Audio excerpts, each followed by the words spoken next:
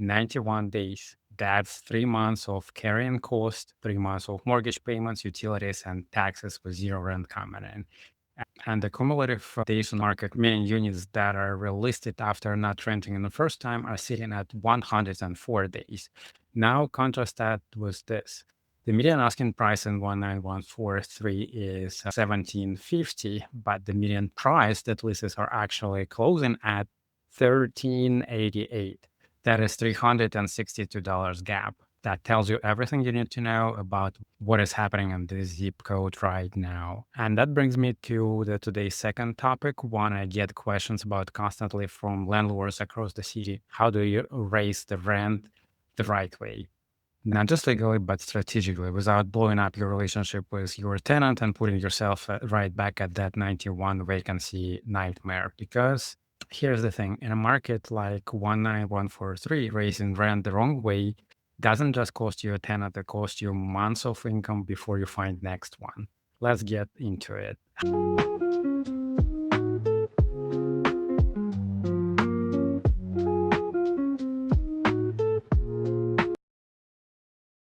Hi everyone, welcome back to the Philly Landlord Guide, the show where we give you real data-driven, no fluff information on what's happening here in Philadelphia rental market, neighborhood by neighborhood, and provide you with updates on laws and other things that come in at us from City Council. I'm your host, Yuriy Skripnichenko, the guy with impossible last name. Just think of me as the Philly Landlord Guy. I am licensed real estate broker and certified property manager here in City of Philadelphia. Today we're talking about West Philly and the topic every landlord needs to understand going into a lease renewal session.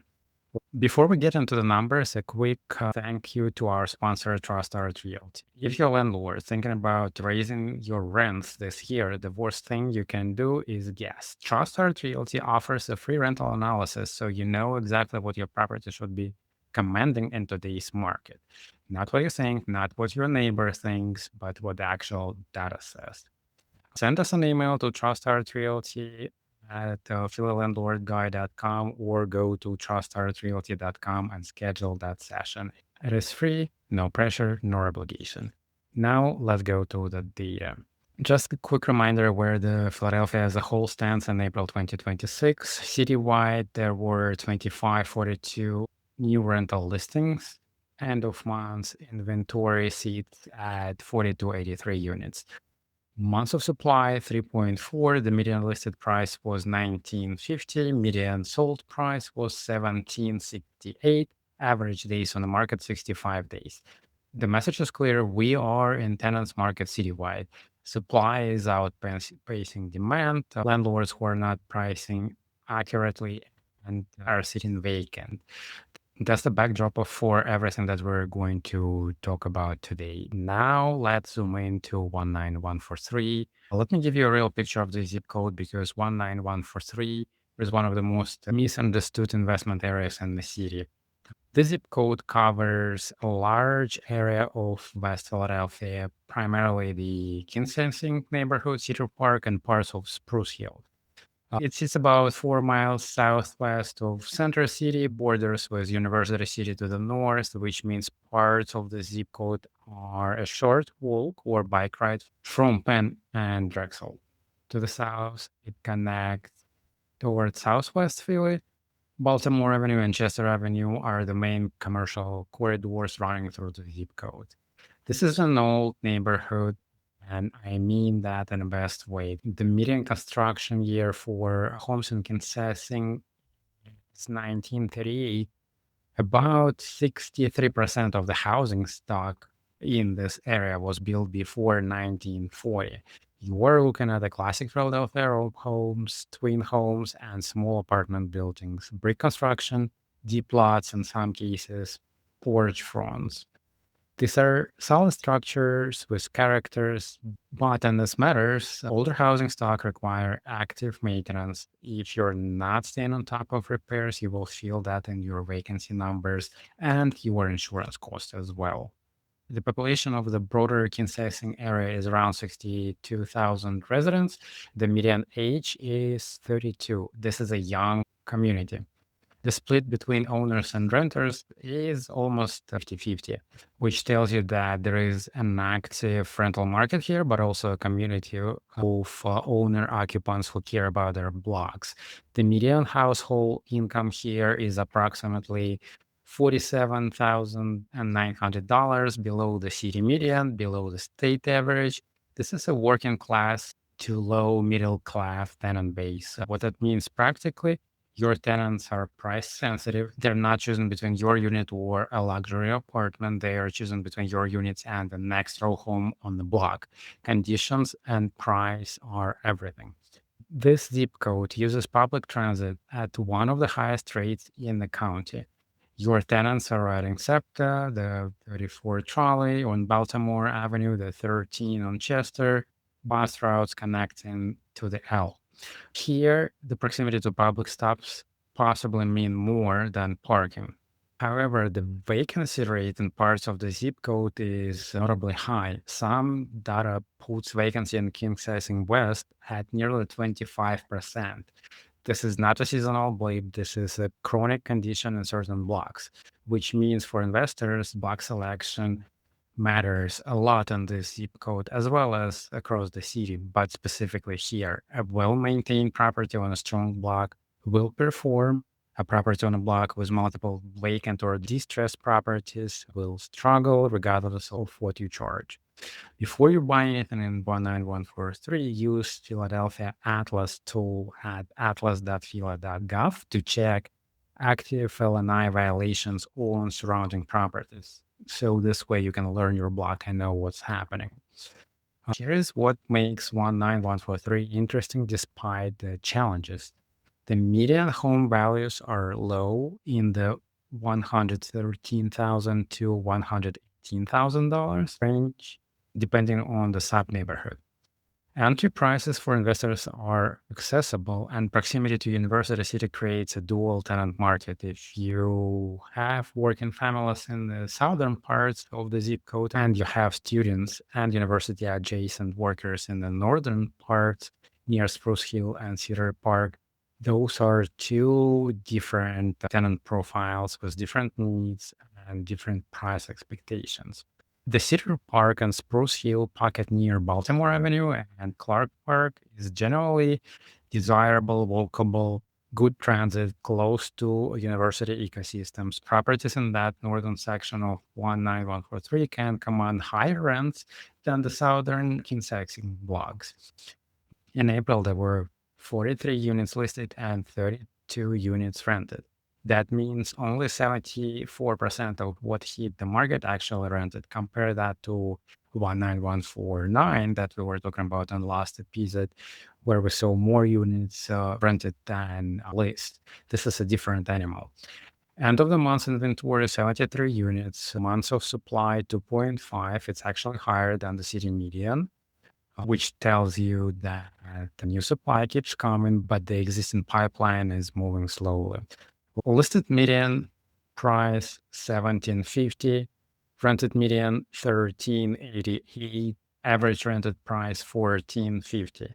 That $362 gap between ask and close is the single most important number in this report. Landlords in 19143 are consistently overpricing more than 20%, and this is huge. I see this consistently across the city of Philadelphia in general, that landlords are overpricing, and this is maybe normal because people are trying to get more for the properties that they own. However, that hits your bottom number. And let me put that in perspective. The citywide average is 65 days. 19143 is running 26 days slower than the city average. And that is brutal for your carrying cost. May 2026 current inventory already up to 86 units at a median listed price of $1,547. Supply is building. If you have a unit coming available in 19143, you need to price it right from day one. The bottom line on 19143, this is a zip code with a real opportunity for the right investor, low entry cost, dual tenant market, transit rich, but it is unforgiving to landlords who overprice or under maintain. The data makes that crystal clear. All right, let's talk about the topic every landlord thinks about, but nobody explains properly. How do you raise rent without creating a disaster? And I want to frame this conversation with what we just looked at in 19143. If your unit is currently rented and your tenant is paying on time, maintaining the property, and causing you zero headaches, you need to think very careful before you do anything that puts that at risks. Because in this market, replacing that tenant could take you 91 days and cost you thousands. That said, rents go up, your costs go up, taxes go up, maintenance goes up. Insurance has been brutal lately. You have every right to raise rent. The question is how to do it correctly, legally, and strategically. So, step number one, know the law. Philadelphia has specific notice requirements that go beyond Pennsylvania state law, and a lot of landlords getting this wrong. Here's what Philadelphia code requires for leases of 1 year or longer. You must give your tenant at least 60 days written notice before the rent increases takes effect. For leases shorter than 1 year, you must give at least 30 days written notice. So again, if your lease is 1 year or longer, you have to give at least 60-day notice. And for leases shorter than 1 year, you must give at least 30 days written notice. The notice must be in writing, not a text, not a verbal conversation. If you do not follow this, the rent increase is not legally enforceable. The tenant can challenge it and stay at the old rent. So, step two, understand the new retaliation risk. This is where the Safe Healthy Home Act, which I covered in the last episode, comes directly into the rent increase conversation. Under the new law, which takes effect November 1st, retaliation now includes a much broader set of action. If a tenant has recently filed a complaint against the property or against you, requested repairs, organized with neighbors, or communicated with government officials about conditions of your property, and you then raise their rent significantly, that could be characterized as retaliation. I'm not saying do not raise rent. I'm saying document everything. Make sure your rent increase is based on documented market data, not time suspiciously after a tenant complained about something. Keep records of your reasoning and keep records of everything that you do with your tenants, that you tell them, that they tell you, what you signed with them. And simple note in your file saying rent increase based on market rate review, comparable units in the renting at X amount of money will go a long way if you ever need to defend yourself. Step three, price against the market, not against your cost. This is one of the most common problems that we're dealing with landlords. And this is the mindset shift the most landlords need. Your mortgage, your taxes, your insurance, the tenant doesn't care about any of that. The market doesn't care about any of that. The market only cares about what comparable units are renting for. Look at what we just saw in 19143. The median sold price, which is rent price, is 1388. If your tenant is currently paying 1350 and you try to raise them to 1750 because that's what I see listed, you're pricing against the listed median, not the closed median. And we know those listings are sitting for 91 days. Price against what is actually closing, not what landlords are wishing for. A reasonable, defensible rent increase in most Philadelphia neighborhoods right now, hovering around 3%. It may not be enough to offset your cost increases, but also it's not as much of an increase that will trigger a vacancy in your property. Step four, have conversation before you send a notice. This is one landlords almost never do, and it makes a huge difference. Before you send a formal written notice, have a brief conversation with your tenant in person, by the phone, by email, whatever way you communicate with them. Tell them, I want to give you a head up. I'm going to be sending you a formal rent increase notice. Here's what I'm looking at and why, and I want to make sure you have time to plan.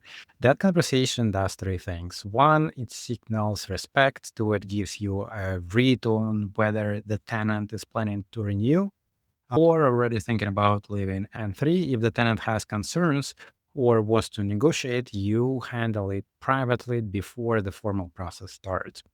A good tenant who feels respected is far more likely to sign lease renewal with a modest increase. And a good tenant who gets a lease increase with no warning is far more likely to start looking somewhere else, even if the increase is reasonable. Step 5, offer renewal incentive when appropriate. In a market like 19143, where vacancy is running 91 days, the math on the tenant retention is stark. So let's say your tenant is paying 1350 and you want to raise to 1400. This is a $50 per month increase, which is about $600 per year. Now let's say the tenant leaves instead. You are vacant for 91 days. At $1,400 per month, that's about $4,200 in lost rent. And that's only in lost rent. Add to it cleaning, painting, any turnover that you need to do to get the property rent ready. You're looking at least $5,000 to $7,000 in total turnover cost for a $600 annual gain. The math almost never works in a slow market, which is why in certain situations it makes more sense to offer a renewal with small increase or even a flat renewal in exchange for long lease term. It's often a better outcome than pushing for 1450 and watching them leave. Step 6, get it right on paper. Once you've agreed to a new rent amount and the tenant is renewing, do not just shake hands or be happy and start charging the new rent. Issue a formal lease renewal or addendum that clearly states the new rent, the new term, the effective date, and that it supersedes any prior agreement on rent. Both parties signs it, you keep a copy, you don't have to sign a new lease. An addendum to a lease for renewal is enough. And this is your protection under the new 4-year statute of limitation in the Safe Healthy Home Act. Just make sure that you have all of your records straight and you keep them in a place where you can always find them and access them. So here's what we have today. 19143 is a zip code with a real investment potential, low entry cost, proximity to university city, a young and transit-dependent tenant base, but it's a market that punishes overprice and neglect. The 91 days on the market and the $362 gap between ask and close are not random. They are the direct results of landlords pricing based on hope rather than data. Price at 1388 to 1450, present a clean, well-maintained unit, and you will outperform the average. Price at 1750, and join the 3 months vacancy club. On rent increases, do it legally, do it respectfully, do it based on market data, and document everything. In 2026, with the Safe Healthy Home Act in play, a poorly handled rent increase is not just a business mistake, but it could be a legal one. If you want a free rental analysis, contact Trust Art Realty at trustartrealty at the Landlord Guy or go to trustartrealty.com and schedule that session. If you like this information, leave us a review, leave a comment, ask what you want us to cover in the next episodes, share it with a fellow landlord, and subscribe so you don't miss the next neighborhood deep dive. Keep your properties clean, stay legal, and I'll catch you in the next episode.